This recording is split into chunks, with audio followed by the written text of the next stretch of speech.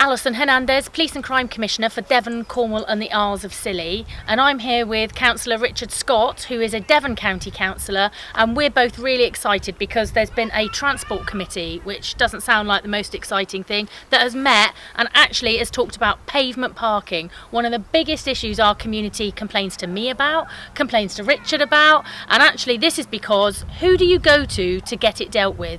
Is it the local council or is it the police? And what this report is actually saying, because both my office and Devon County Council submitted evidence to this committee, and they've come up with the recommendation that they will now look to make it a civil offence for local authorities to enforce. Residents approach myself and my colleague Councillor Trail constantly and ask us to deal with pavement parking, obstructing pavement parking. So it's a brilliant example of how you can change things locally and how you can work together. So I approached you probably 12 months ago and asked for your help, to get the police to enforce the current legislation, which in my view is outdated and needs changing. It's something residents are asking us to deal with.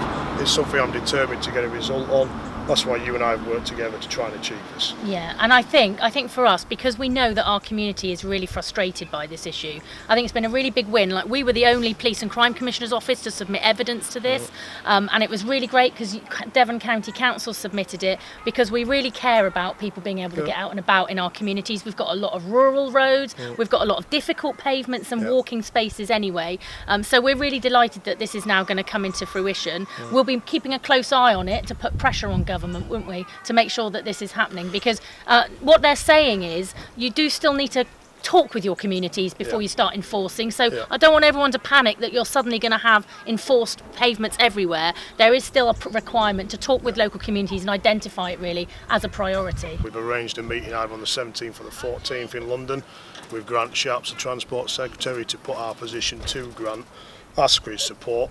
There'll be other issues we want to speak about, such as infrastructure, etc., but the real reason and the justification for the meeting is to get this in front of him and ask for action. I'd rather the police were doing better things than enforcing pavement parking.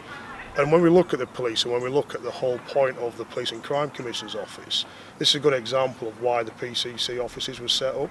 So you've got your elected official looking after the concerns of residents, working with other elected officials to try and effect a result.